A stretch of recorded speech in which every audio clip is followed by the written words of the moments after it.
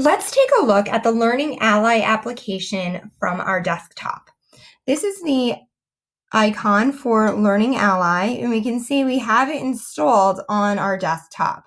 If you missed that tutorial, I will leave a link in the description box on the channel. We're going to click on the link for Learning Ally. If this is your first time logging into Learning Ally, you will be prompted to put in your username and password. Students will also be able to sign into Learning Ally via ClassLink. That means they have a single sign-on. When they sign into ClassLink, they're automatically signed into all of their other applications. So they're going to open up to our books. And we can see we have our books listed here. We have different views, and we have the library name. I'm going to click on my thumbnail just to have a different view. And you can select the book that you want to use simply by pressing the little download button. If you've already downloaded the book that you want to read and you've started reading it already, you can click play and it will open up. If you want to add more books, you can click on the Add Books icon and it will bring you into the Learning Ally portal where you can browse more audiobooks and add them to your bookshelf if you would like to do so. So you can see here that your audiobooks are here and you can add anything that you want to. Okay, so you would just click on the book and then click Add to Bookshelf. So we have our books here. We also have a menu of options.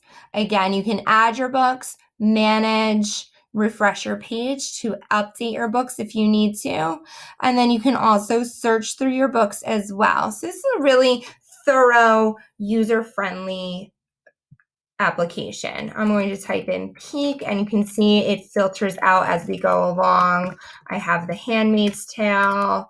So anything that you have, you can just continue to filter. If you don't see it, like I want to download The Outsiders and it's not here, I can then go back into my settings, browse the audiobooks, and then add it.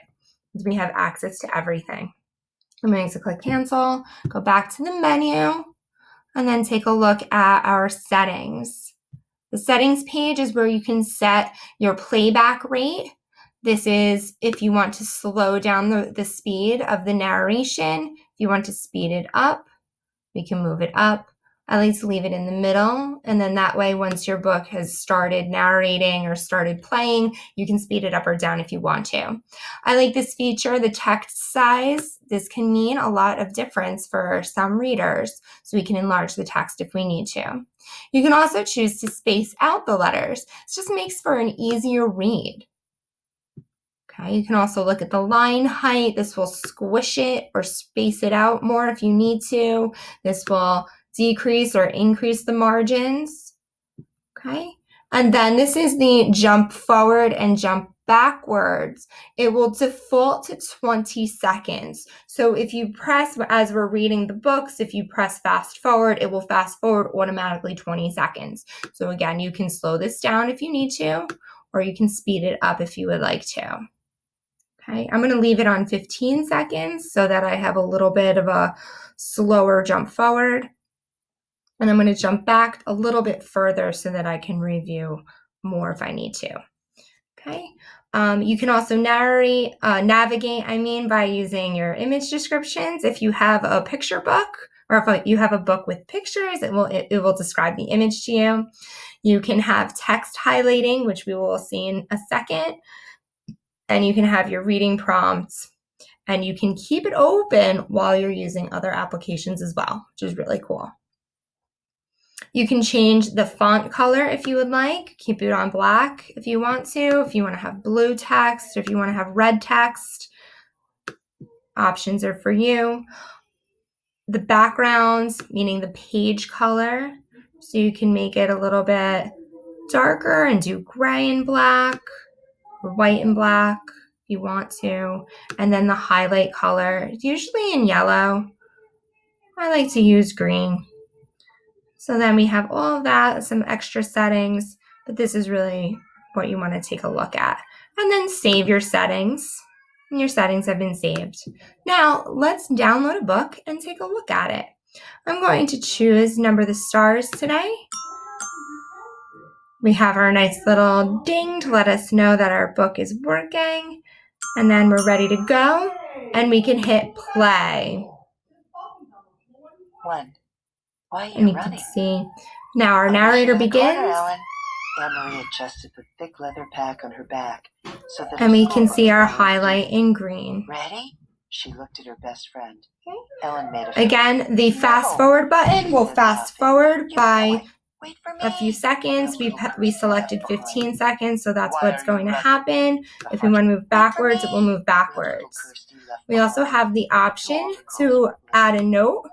So when we add a note, it will pause where the highlight is, and then you can add your notes. So we have notes here. I'm just going to type in a sample and then click save. One of her shoes came untied. Now you can see here that instead of highlighting, we have our annotation underlined, and we can go back and review it when we're with our classmates. Okay. We have a menu. This brings you to the page of the table of contents. You can jump to different chapters.